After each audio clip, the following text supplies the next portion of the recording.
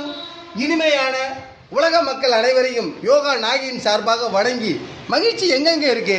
ஒவ்வொரு உடலையும் உள்ளே இருக்குங்க. மகிழ்ச்சி இருந்தாலும் நோய் கிடையாது. இன்னும் சொல்லப்போனால் மகிழ்ச்சியாக ஒரு நபர் இருக்கிறாள் என்று சொல்லப்பட்டால் ஆசனம் தேவையில்லை என்று நான் சொல்லுவேன். யோகா அனுபவம் பேசிக்கிறதுக்கு இருந்தப்போ ஆசனத்தை மக்களுக்கு சொல்லணுமே, எப்படி சொல்கிறது? இப்போ நம்ம செய்ய போகிறோம், ஞாபகம் வச்சுங்க. அனைவரும் சேரில் உட்கார போகிறோம். எது? நாக்காளி. சேர் நாக்காளி ரெண்டும் ஒன்று தான். உட்காருங்க. இது ஆசனத்தினுடைய பேர் உட்கட்டாசனம். எல்லாம் தயாராகுங்க நண்பா. முதல்ல பார்வை நேரம் இருக்கட்டும். மூச்சை கவனிங்க.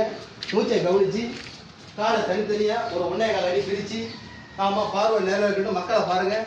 மக்களை பார்த்துக்கிட்டு கையை மேலே தூக்கி அப்படியே கையை வச்சு சேரில் உட்காருங்க. சேரில் உட்காந்து என்ன செய்யுங்க? சேரில் உட்காந்தா முதுகு பின்னாடி போகும், உங்களுக்கு தெரியும். அதை போட்டு மூச்சோட கவனிங்க. ஆமாம், பரவாயில்ல. சரியான முறை, சரியான. 1 2 3 4 5 6 7 8 9 10 10 வந்துருக்கீங்க. எல்லாம் ஓடிட்டாங்க. இந்த சிறப்பாக செய்றீங்க. இப்போ அடுத்த கட்டம் என்னன்னா, 2 காலில் எல்லாம் நடந்து போகலாம். இது நடைப்பயிற்சி.